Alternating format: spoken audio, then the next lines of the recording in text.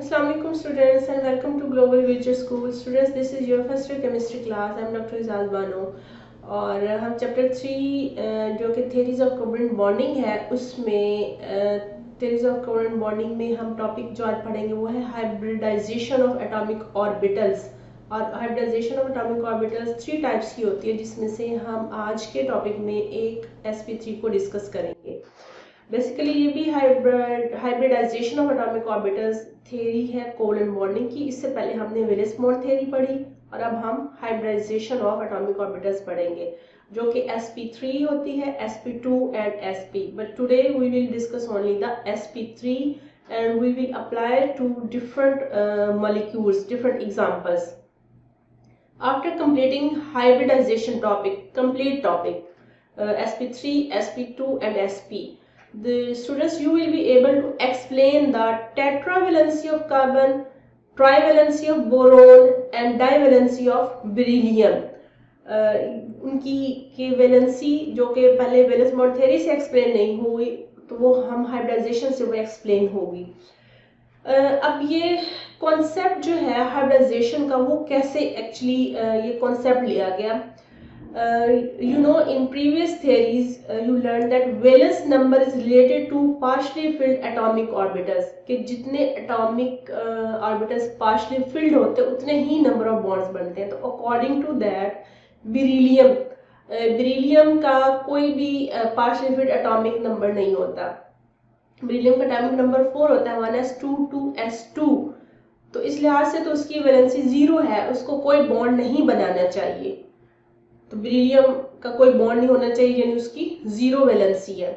इसी तरह से बोरोन का एटॉमिक नंबर 5 होता है, 1s2 2s2 2px1। तो उसको सिंगल बॉन्ड बनाना चाहिए, या मोनोवेलेंस वो होता है, उसकी वैलेंसी 1 होती है, एक पार्शियल फील्ड है। इस तरह से carbon atomic number 6, 1s2 2s2 2p2।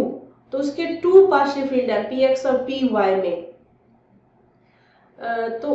लेकिन अब क्वेश्चन ये है कि कार्बन ज्यादातर अपने कंपाउंड्स में टेट्रावेलेंट है, यानी 4 वैलेंसी, जैसे कि CH4। बोरोन ज्यादातर ट्राइवेलेंट है, जैसे कि BF3 BCl3। और बेरिलियम डाइवेलेंट है, हमने एग्जांपल्स पढ़े जैसे BeCl2। तो इनकी ये जो बेरिलियम की डाइवेलेंसी, बोरोन की ट्राइवेलेंसी और कार्बन की जो टेट्रावेलेंसी है वो एक्सप्लेन होगी with the help of hybridisation. तो हमें पहले अंडरस्टैंड करना है what is hybridisation of atomic orbitals. Atomic orbitals you are quite familiar. Again मैं आपको बताऊं, s px py pz, d के 5 f के 7, वो सब एटॉमिक ऑर्बिटल्स हैं। तो ये कॉन्सेप्ट आया कहाँ से है? Pauling and Slater resolved the valency issue of of molecules like atoms like carbon, beryllium, boron, and he introduced the concept of hybridization. So what is hybridization? Actually, this is a process of mixing atomic orbitals of different energy and different shapes to form set of new atomic orbitals. They are called hybridization. The orbitals are called hybrid orbitals. कि हम different atomic orbitals जिनकी energy भी different हो, जैसे s की energy p से different होती है, उनकी शेप्स भी डिफरेंट हो, जैसे s स्फेरिकल होता है, p डम्बल शेप होता है, d डबल डम्बल या सॉसेज शेप होते हैं। तो उनकी इंटरमिक्सिंग से एक न्यू ऑर्बिटल बनता है, उसको हम हाइब्रिड ऑर्बिटल कहते हैं। और उस न्यू ऑर्बिटल में उनके 100% पुराने कैरेक्टर्स नहीं होते, उनकी आइडेंटिटी खत्म हो जाती है। उनमें कुछ अपने यानी पार्टिसिपेट होते हैं, जैसे अगर S और P है तो उसमें कुछ S की पार्टिसिपेशन होगी, कुछ उसमें P कैरेक्टर होगा, S कैरेक्टर होगा। तो एक न्यू ऑर्बिटल्स बनेंगे जिसको हम हाइब्रिड ऑर्बिटल्स कहेंगे, और इस प्रोसेस को हम कहते हैं hybridisation. What are the particulars of hybridisation, किसकी क्या खसूसियात है, ये कैसे बनते हैं? First of all, hybridisation involve mixing of pure S and P, और वो एक से ज्यादा भी P हो सकते हैं, यानी एक S और एक P मिक्स हो सकते हैं, एक S और 2P मिक्स हो सकते हैं, एक S और 3P भी मिक्स हो सकते हैं। and orbitals of an atom to form new hybrid orbitals, and the number of hybridized orbitals are equal to the number of atomic orbitals that overlap, कि जितने atomic orbitals mix होते हैं उतने ही new atomic hybrid orbitals बनते हैं. After hybridization the bonding process takes place. तो जो bonding होनी है वो हाइब्रिडाइजेशन के बाद होनी है, पहले नहीं होगी बल्कि हाइब्रिडाइजेशन के बाद बॉन्डिंग होगी. In hybridization, energy required for the excitation is compensated by the energy released during the process of bond formation with other orbitals. अभी मैं आपको आगे बताती हूँ कि एक इलेक्ट्रॉन एक ऑर्बिटल से दूसरे ऑर्बिटल में एक्साइट होता है, उसको एक्साइटेशन के लिए एनर्जी रिक्वायर होती है. वो कहाँ से आती है? वो बॉन्ड फॉर्मेशन से आती है. और किसी भी रिएक्शन को स्टार्ट करने के लिए आप एनर्जी देते हैं, उसके बाद वो प्रोसेस खुद बहुत चलता है. ये चलेगा क्योंकि उसमें एनर्जी रिलीज भी हो रही है, जो जहां पे रिक्वायर है वहां पे वो कंज्यूम हो रही है. फर्स्ट है हमारे पास sp3 हाइब्रिडाइजेशन. स्टूडेंट ये नेम से एक s और उसमें p के ऊपर 3 लिखा, इसका मतलब है कि इसमें 3 1 2 3 यानी 3p और 1s, only 1s they intermix. The process of mixing 1s and 3 यानी total 3p orbitals to form 4 new, because 1s and 3p total 4 हो गया, तो 4 ही न्यू इक्विवेलेंट हाइब्रिड ऑर्बिटल्स बनेंगे जिनको हम sp3 का नाम देंगे. तो sp3 हाइब्रिडाइजेशन क्या होती है? Intermixing of 1s and 3 orbitals to form new 4 sp3 atomic hybrid orbitals. So this is called sp3 hybridisation. Example है हमारे पास इनकी CH4, CCl4, ethane, ammonia and water. First I will explain you the formation of methane, this CH4. Carbon, you know its atomic number is 6, so its ground state electronic configuration is 1s2, 2s2, 2px, 2py and 2pz, 2 4 5 6. अब चूंकि इसके partial field 2 atomic orbitals हैं तो इसको तो double bond बनाना चाहिए, लेकिन ये यहाँ हम देखें कार्बन ये हाइड्रोजन के साथ 4 बॉन्ड बनाए हैं, क्लोरीन के साथ 4 बॉन्ड बनाए हैं. तो एटॉमिक ऑर्बिटल, अब हम इसमें ये जो वैलेंस शेल है उसके ऑर्बिटल्स को हम जस्ट कंसीडर करेंगे. अब ये हमारे पास s है जिसमें 2 इलेक्ट्रॉन्स हैं, ये हमारे पास px है, आप इसको किसी भी एंगल पे ड्रॉ कर सकते हैं जिसमें 1 इलेक्ट्रॉन है. py है जिसमें 1 इलेक्ट्रॉन है और pz में कोई भी इलेक्ट्रॉन नहीं है. तो आप इनके यानी इस डायरेक्शन पे भी आप ड्रॉ कर सकते हैं, इस डायरेक्शन पे भी आप इसको ड्रॉ कर सकते हैं एंगल्स को. तो स्टूडेंट्स ये हम अगर आप इसको देखें तो अभी मैं इनकी डिफरेंट उस पर ड्रॉ करती हूँ इनके according to X Y and z axis.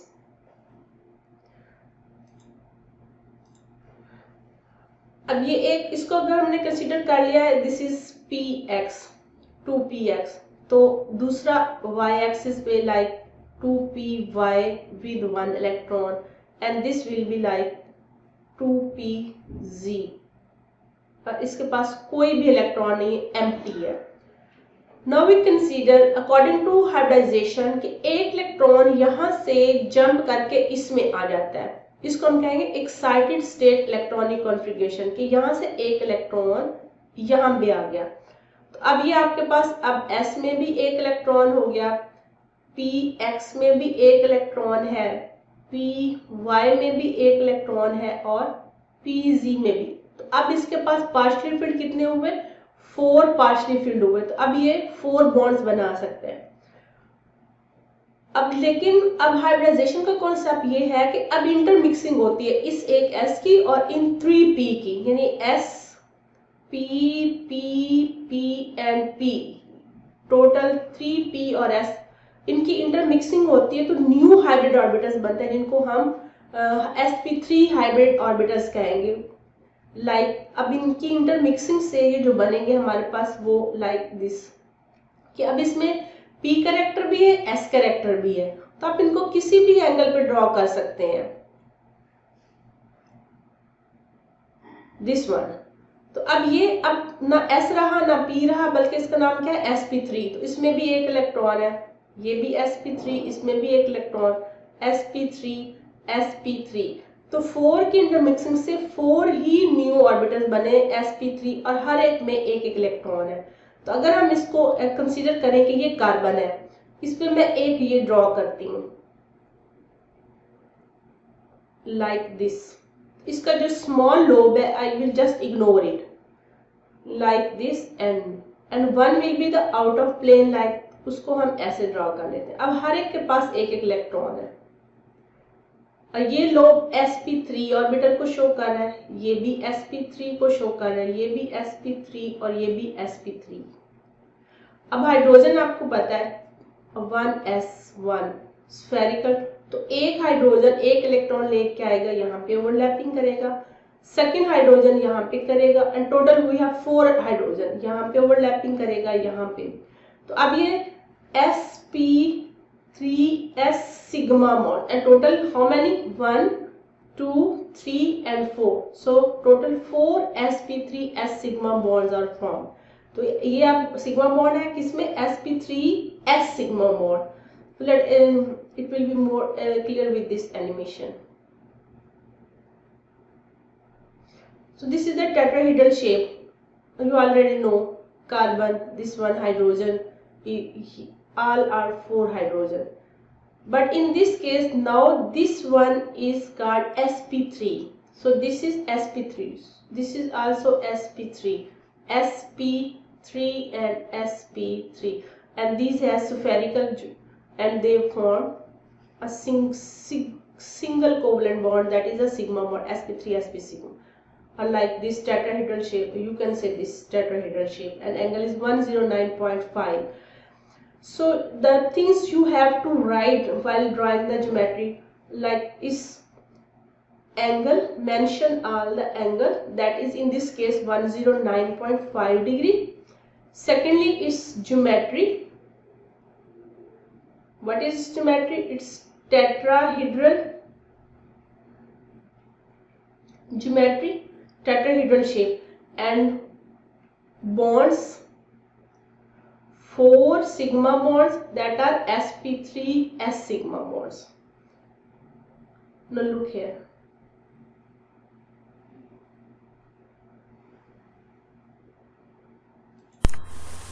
a carbon atom has 4 valence electrons.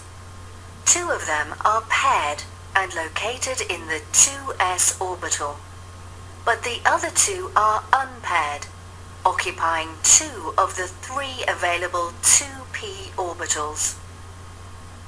When during reaction one s electron is excited to a p orbital, there are 4 unpaired electrons available to form covalent bonds.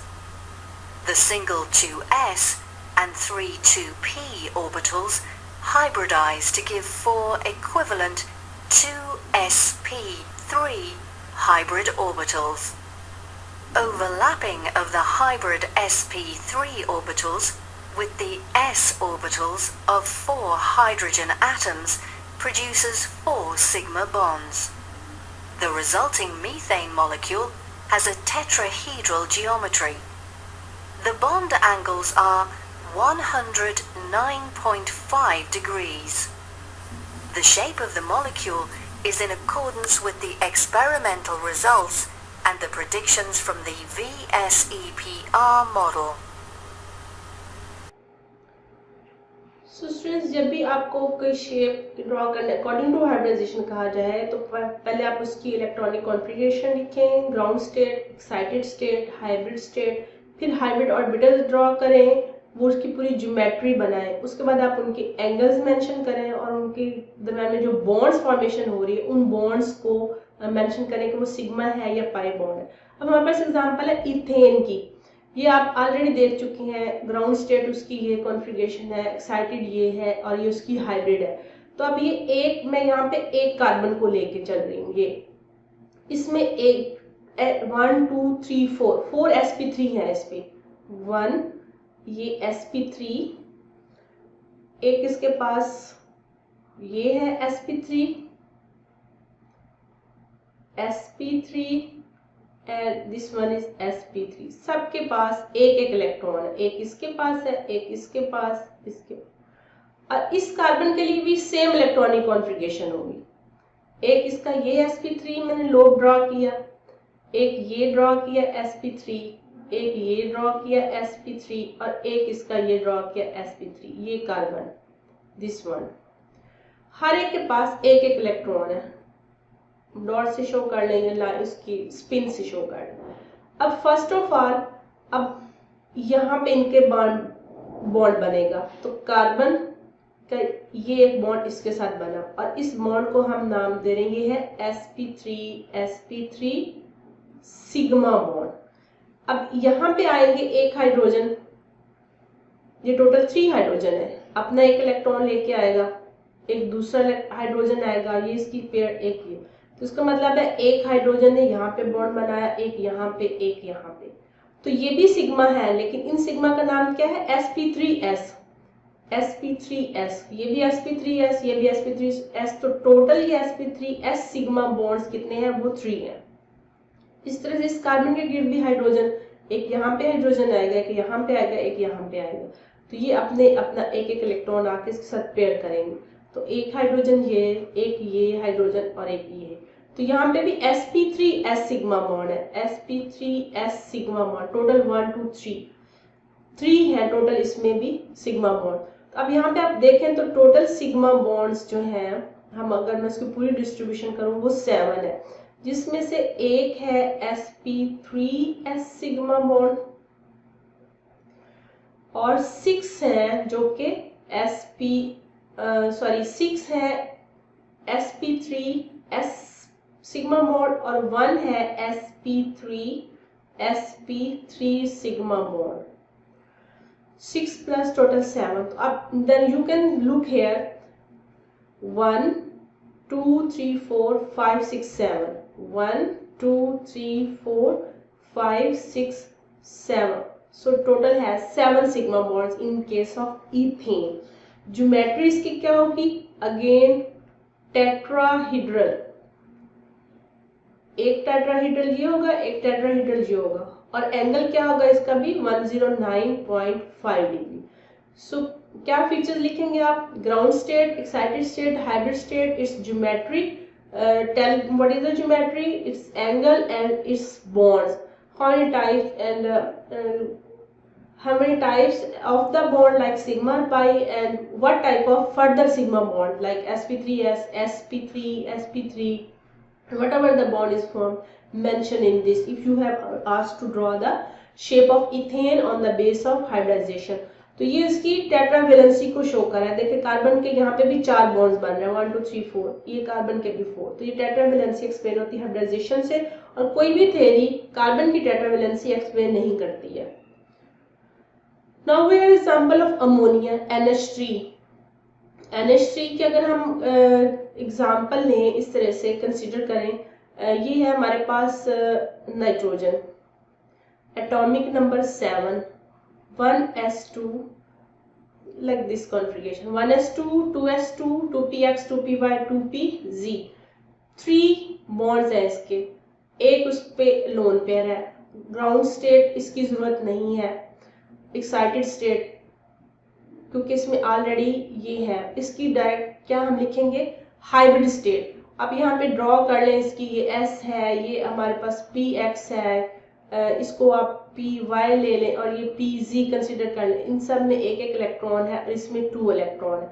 अब इन तीनों ने यहाँ पे intermix होना है और new बनाने हैं sp3, तो आप sp3 ऐसे आप ड्रॉ कर सकते हैं।